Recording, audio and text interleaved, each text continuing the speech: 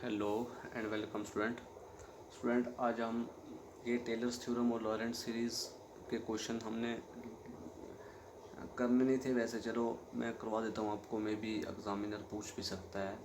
तो देखिए, tailors theorem या टेलर्स सीरीज़ क्या होती है कि अगर कोई फंक्शन तुम्हारा एनालिटिक है within and on a circle C, किसी क्लोज सर्कल सी पर अगर कोई फंक्शन एनालिटिक है तो तब and A plus h be any point within C, और उस सी के अंदर ए प्लस एच कोई कोई भी पॉइंट है, देन अगर उसका मतलब आप ऐसे लिख सकते हैं एनालिटिक सॉरी टेलर सीरीज़ क्या होती है कि अगर कोई एनालिटिक फंक्शन है, कोई तुम्हारा function F of Z analytic है किसी क्लोज्ड सर्कल सी पे जिसका सेंटर ए है एंड रेडियस और है, और देन एफ ऑफ और ए प्लस एच कोई पॉइंट ले लेंगे उसकी उसी सर्कल के अंदर, उसी कर्व के अंदर, सॉरी कंटूर के अंदर एक ए प्लस एच पॉइंट ले लेंगे, तो तब वो कह रहा है कि टेलर्स थ्योरम क्या कहती है हमें, या टेलर सीरीज़ क्या कहती है कि ये जो ए प्लस एच पे फंक्शन की वैल्यू है ना, तो वो एच की असेंडिंग पावर में लिखी जाएगी और ए पॉइंट पे डेरिवेटिव किया जाएगा, मतलब एफ ऑफ ए, फिर F dash of A, F double dash of A, F N F A, ठीक है ना, अप टू सो ऑन। तो और एच जो है उसको असेंडिंग पावर में लिखा जाएगा, मतलब एच फिर एच स्क्वायर अपॉन 2 फैक्टोरियल, फिर एच क्यूब अपॉन 3 फैक्टोरियल, इसी तरीके से करते करते एच एन की पावर अपॉन एच की power N upon N factorial. ठीक स्टूडेंट, तो ऐसी वाली सीरीज़ को हम बोलते हैं टेलर सीरीज़। ठीक स्टूडेंट, कि जिसमें क्या किया जाए कि मतलब जिस सीरीज़ में क्या हो कि अगर कोई किसी भी पॉइंट पे फंक्शन की वैल्यू पे उस एच की, अब यहाँ पे एच जो है ये फंक्शन है और ए जो है ये कांस्टेंट है, ध्यान रखना, ठीक है, ए कांस्टेंट लिया जाएगा और एच फंक्शन, और इस एच की असेंडिंग पावर में जो सीरीज़, जिस सीरीज़ में हम इस एच को असेंडिंग पावर में लिखते हैं वैसी वाली सीरीज़ को हम कहते हैं टेलर सीरीज़। ठीक है स्टूडेंट, तो अब उसके बाद बात आती है, इसका प्रूफ करने की कोई ज़रूरत नहीं हमें। उसके बाद लॉरेंट सीरीज़ क्या होती है, लॉरेंट सीरीज़ में समझा देता हूँ, फिर उसके बाद हम चलेंगे क्वेश्चन पे, ठीक है ना, इन्हीं के रिलेटेड जो क्वेश्चन एग्जाम में आते हैं। तो देखिए उसके बाद लॉरेंट सीरीज़, देखिए स्टूडेंट ये है लॉरेंट सीरीज़। पहले आप स्टेटमेंट पढ़ लें फिर मैं समझाता हूँ लॉरेंट सीरीज़ को। स्टेटमेंट क्या कह रहा है कि अगर कोई फंक्शन एफ ऑफ जेड तुम्हारा एनालिटिक है किसी रिंग शेप्ड में, जिस जो रिंग शेप्ड रीजन है जो बाउंड किया गया है टू कंसंट्रिक सर्कल, जिसके टू कंसंट्रिक सर्कल का मतलब होता है कि सर्कल के बीच में सर्कल, मतलब एक ऐसा रीजन जो बाउंड किया हो, मतलब पूरा कवर किया हो दो कंसंट्रिक सर्कल में, at the point Z equal to A and radii उनकी ये है आर एंड आर डैश, और याद रखें जो आर डैश है वो आर से छोटा होगा, मतलब इट मीन्स कंसंट्रिक सर्कल है ना उसके बीच में सर्कल लेना है, and A plus H is any point in region, और उस रीजन के अंदर ए प्लस एच कोई भी पॉइंट हो सकता है, देन एफ फंक्शन की वैल्यू उस पॉइंट पर ए प्लस एच किसके बराबर हो जाएगी, summation n running from zero to infinity a n h की power n plus summation n running from one to infinity b n h की power n. ठीक है स्टूडेंट, तो ये हो जाएगा लॉरेंट सीरीज़, और यहाँ पर ए एन जो है वो क्या है, वो है 1/2 pi into f of z upon z minus a की पावर एन प्लस वन, और बी एन की वैल्यू है 1/2 pi into integral over C dash f of z, और a n integral over C, a n जो है वो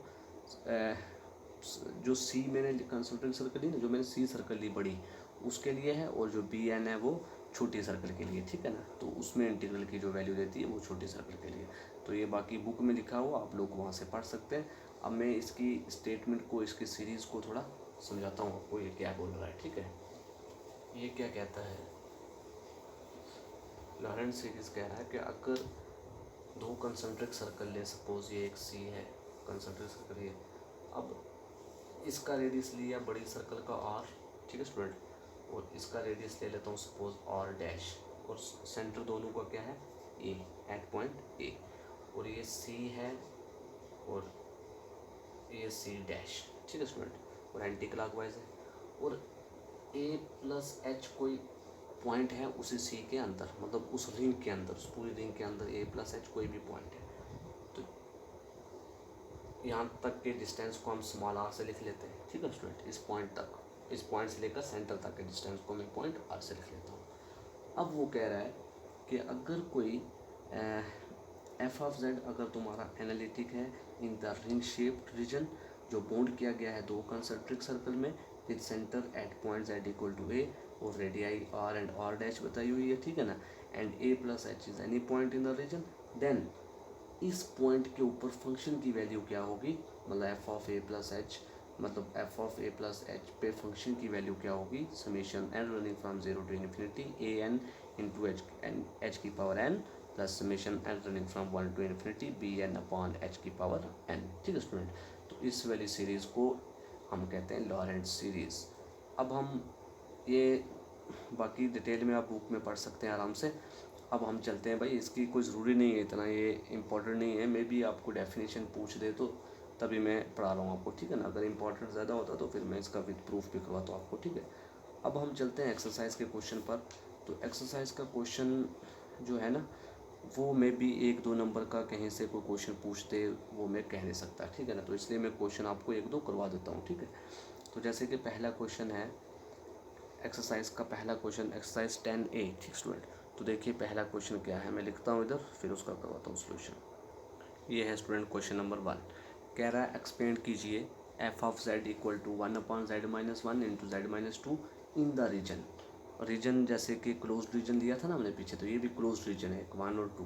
तो 1 और 2 के बीच वाली वैल्यू लिखनी है। मॉड ऑफ जेड का मतलब क्या है कि 1 और 2 के जो मिडिल वाली वैल्यू होगी उस पर चेक करना है कि ये इस मतलब उस पर चेक करके इस फंक्शन को क्या करो, एक्सपेंड करो, ठीक है स्टूडेंट।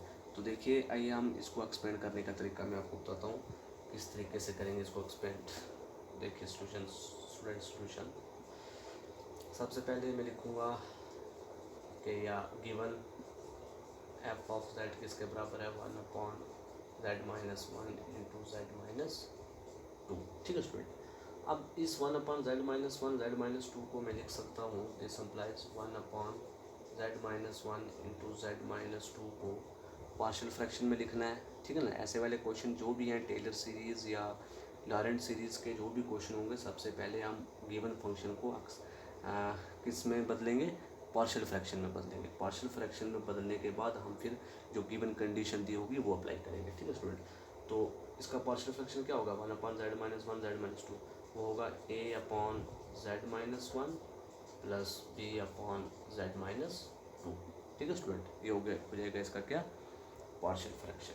तो this implies 1/z-1 into z-2 equal to, cross multiply कीजिए तो आ जाएगा a/z-2 प्लस b/z-1 और अपॉन आ जाएगा z-1 इंटू z-2, ठीक है स्टूडेंट, क्रॉस मल्टीप्लाई करने से। अब ये और ये कट गया तो क्या बचा आपके पास, 1 equal to a/z-2 into a/z-2 plus b/z-1, ठीक है स्टूडेंट, ये बच गया आपके पास। अब देखिए यहाँ पर मैं अगर b की वैल्यू क्या डाल दूँ, मतलब z की वैल्यू अगर मैं 1 डाल दूँ, ठीक है ना, अगर z की वैल्यू मैं 1 डालूँगा तो यहाँ से 1 - 1 0 हो जाएगा, क्योंकि किसी एक को 0 करना पड़ता है ना तभी जाके a की वैल्यू निकलेगी। तो अगर मैं z की वैल्यू 1 डालूँगा तो a की वैल्यू क्या है, ये 0 हो जाएगा। तो a की वैल्यू आ जाएगी 1 - 2 कितना होता है, -1, तो -a इक्वल टू 1। तो यहाँ से आ जाएगा, जब मैं ऐसा लिख सकते हैं आप, ठीक है। अब लिखोगे put z equal to -1, sorry put z equal to 1। जब मैं z की वैल्यू 1 पुट करूँगा तो तब देन 1 इक्वल टू a/z-1 है, z-2 है तो z की जगह पर क्या पुट किया, 1 1 - 2 और प्लस b ऑफ ये 0 हो जाएगा, ठीक है।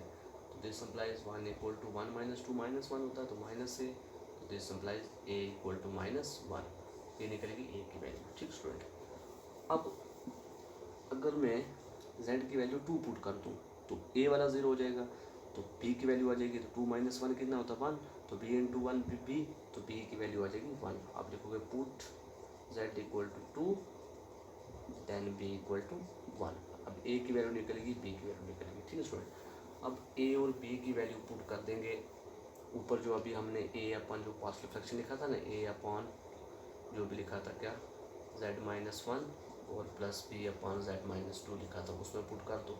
तो putting the value of a and b in, उसको फर्स्ट मान लेंगे, तो इन फर्स्ट तो we get F of Z की वैल्यू आ जाएगी, एफ ऑफ जेड आ जाएगा ए की जगह पर -1 अपॉन जेड -1 और प्लस बी की जगह पर 1 अपॉन जेड -2।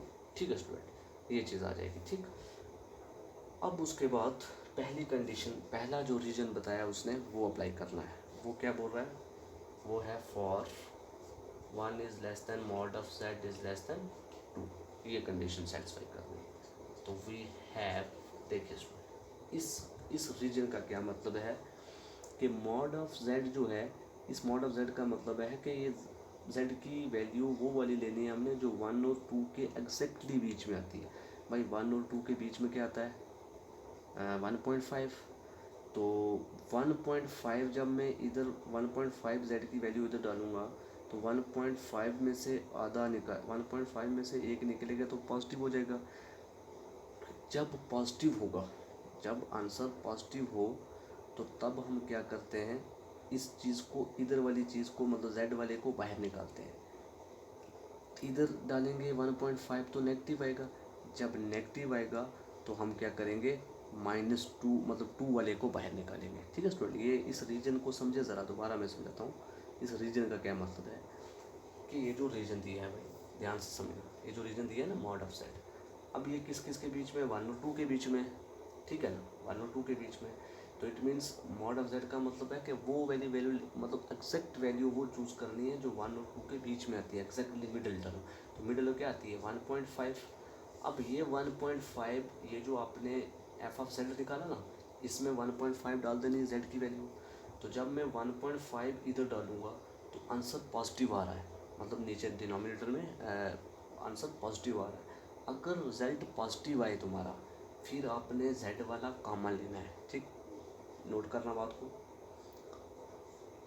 इधर डालने से नेगेटिव आ रहा है, अगर नेगेटिव आए तो फिर ये कांस्टेंट वाला बाहर लेते हैं, मतलब 2 वाला, जेड वाला नहीं लेंगे, फिर दूसरे वाला लेंगे। ठीक है, ऐसे ही अगर इधर नेगेटिव आता तो मैं -1 को बाहर लेता, लेकिन 2 को अंदर ही रखता। ठीक है, सॉरी, जेड को अंदर ही रखता और -1 को बाहर रखता। ठीक है स्टूडेंट, ये ध्यान रखना, मतलब कि जब रिजल्ट पॉजिटिव आएगा इधर वाला बाहर हो जाएगा, अगर रिजल्ट नेगेटिव होगा तो उधर वाला बाहर हो जाएगा। ठीक है, अब बाहर कैसे होगा देखिए, मैं लिखूँगा फॉर, इस रीजन के लिए वी हैव, मेरे पास एफ ऑफ जेड की वैल्यू क्या हो जाएगी, F of Z equal to, मैंने अभी बोला इस रीजन के लिए यहाँ पे रिजल्ट पॉजिटिव आ रहा था, तो पॉजिटिव आ रहा था तो ये वाला बाहर, ये वाला बाहर हो जाएगा ना, तो हो जाएगा -1 अपॉन जेड, बाहर लिया तो अंदर क्या बचेगा 1 -1 अपॉन जेड। ठीक है स्टूडेंट, बात समझ रहे हैं ना आप। अब प्लस, अब इधर 1.5 डालने से रिजल्ट नेगेटिव आ रहा था, तो नेगेटिव आ रहा था तो इट मीन्स ये वाला बाहर लेंगे तो आ जाएगा 1 अपॉन -2 बाहर ले लिया, तो -2 बाहर लिया तो अंदर क्या बचा 1, और प्लस का जेड था तो माइनस का हो जाएगा, तो जेड -2 बाहर लिया तो अंदर बचेगा -z/2। ठीक है स्टूडेंट, ये चीज़ बन जाएगी। ठीक, आई होप आपको ये चीज़ समझ आ गई होगी, यही चीज़ समझनी है। ऐसे जितने भी टेलर सीरीज़ और लॉरेंट सीरीज़ के क्वेश्चन हैं उन सब में ये चीज़ आपको अप्लाई करनी आनी चाहिए। ये जो रीजन बताया होता है इसको अप्लाई करना आना चाहिए, किस तरीके से अप्लाई करने। और मैंने आपको ट्रिक भी बता दिया कि अगर, एक ट्रिक है ठीक है ना, कि अगर वैल्यू पॉजिटिव आती है, इधर जेड की वैल्यू मतलब मिडिल टर्म पुट करने से अगर ये पॉजिटिव आ रहा है तो अगर पॉजिटिव आ रहा है तो इधर वाला बाहर निकालेंगे, अगर नेगेटिव आ रहा है तो इधर वाला बाहर निकालेंगे, मतलब सेकंड टर्म वाला कॉमन लेंगे। ठीक है स्टूडेंट, तो ये ध्यान रखना। तो ये आ गया रिजल्ट। ठीक, अब इसको मैं, this implies F of Z equal to, मैं इसको ऐसे लिख सकता हूँ -1 अपॉन जेड वैसे ही, और 1 -1 अपॉन जेड की पावर 1 थी ना, ऊपर जाएगी तो -1 पावर हो जाएगी, और इधर भी -1 अपॉन 2 वैसे ही 1 - z अपॉन 2 की पावर -1 हो जाएगी। ठीक है स्टूडेंट, अब ये एक सीरीज़ होती है जिसको हम टेलर सीरीज़ कहते हैं।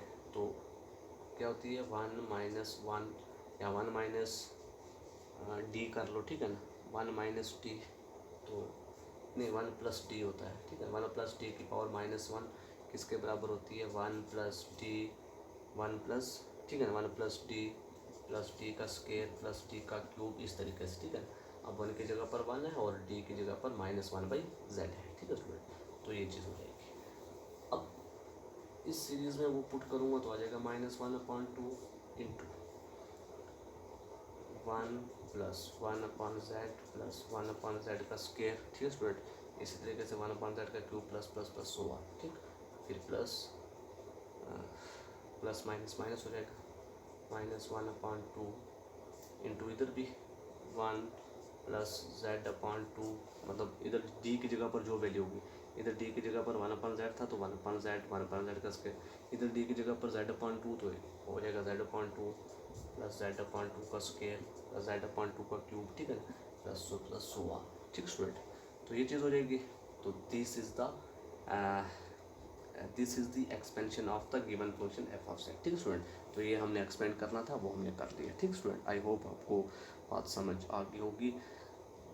ये तो आसान है, ये सीरीज़ तो निकालनी आसान है ना, कि -1 पावर हो जाएगी तो वो सारी क्या हो जाएंगी, 1 प्लस दिस प्लस इसका स्क्वायर प्लस इसका क्यूब प्लस इसका 4, इस तरीके से चलती जाएगी, ठीक है। ये तो आपको समझ है। लेकिन रीजन जो गिवन दिया होता है, उस रीजन को कैसे यूज़ करना है, वो जो ट्रिक मैंने बताया आपको, आप लोग अगर नहीं समझ आती, बार बार वीडियो को पॉज करके या बैक करके आप दोबारा से मेरी बातें सुन लें, आपको समझ आ जाएगी किस तरीके से मैंने ट्रिक फॉलो किया था रीजन के लिए, ठीक है स्टूडेंट। इसी तरीके से दूसरा पार्ट एज़ यूजुअल इसी का कर सकते हो आप, और क्वेश्चन नंबर 2, 3 सारे आप इसी तरीके से कर सकते हैं, ठीक है। तो मैं देखूंगा जो मुश्किल लगा वो मैं कल के लेक्चर में इंशाल्लाह ज़रूर आपको करवाऊँगा, ठीक है स्टूडेंट। आई होप आपको आज का लेक्चर समझ आ गया होगा। तो ओके स्टूडेंट, इतना ही रखते हैं फिर, ठीक है। Okay, thank you.